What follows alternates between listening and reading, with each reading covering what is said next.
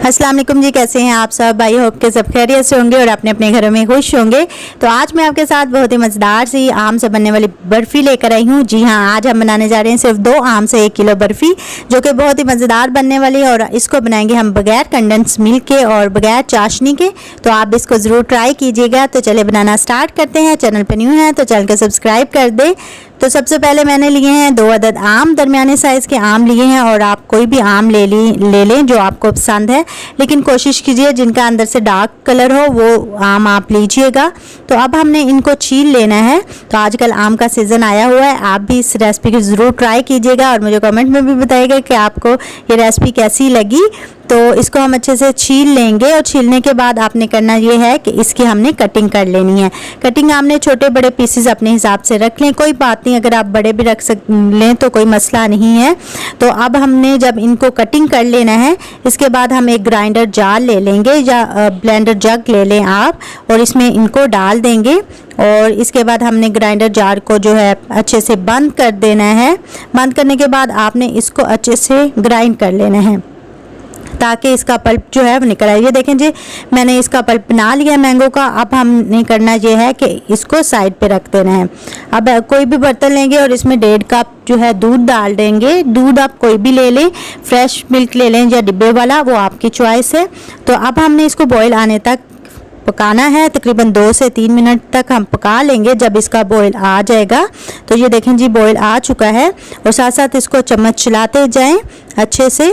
तो हल्की आंच रख के आपने बॉईल करना है। अब हमने इसमें चीनी डाल देनी है आधा कप, जो अपने टेस्ट के मुताबिक आप चीनी डाल लें, क्योंकि आम भी मीठा होता है, इसलिए हम आधा कप ही चीनी डालेंगे और इसको अच्छी तरह से मिक्स कर लेंगे।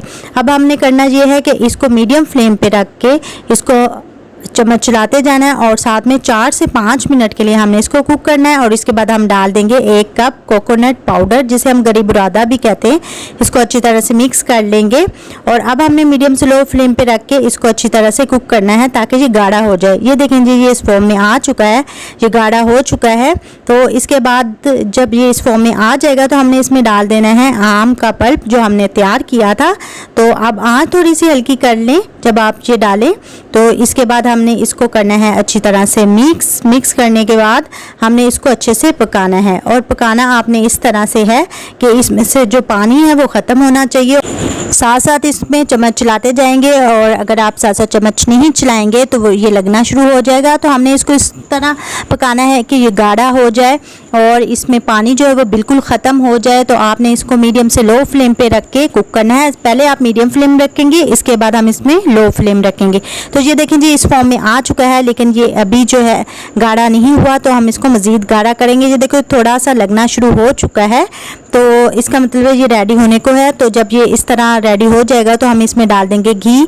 देसी घी हो तो बहुत ही अच्छा रहेगा। आपने 1 खाने का चम्मच घी डाल के इसको अच्छे से मिक्स कर लेना। और इस फॉर्म में आके आपने जो आंच है बिल्कुल हल्की कर देनी है, ज़्यादा तेज़ आंच नहीं रखनी है इसको। ये देखें जी, घी इसमें अच्छे से मिक्स हो जाएगा तो ये बहुत ज़्यादा ही इससे अच्छा टेस्ट आता है। घी से थोड़ा सा नरम आ जाता है और थोड़ा सा इसमें चमक भी आ जाती है। तो ये देखें जी, हमारा जो है तैयार हो चुका है। तो अब हम इसको उतार देंगे। इसके बाद हम कोई भी बर्तन ले लें, ट्रे ले लें, और इसको ऑयल के साथ आपने ग्रीस कर लेना है।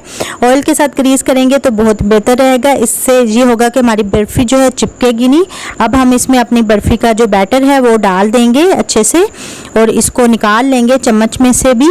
तो ये देखें जी, हमारे जो है बैटर जो मैंने इसमें डाला था, अब हमने 1 चम्मच लेना है और इसको ऑयल से ग्रीस कर लेना है और इसको ऊपर से इक्वल सा कर लेना है। इस तरह दबा के आपने फैला देना है इसको। तो अच्छे से फैला दें, ऑयल लगा के फैला दें। और ये देखें जी, अच्छी तरह से ये इक्वल कर लिया है, मैंने बराबर कर लिया है।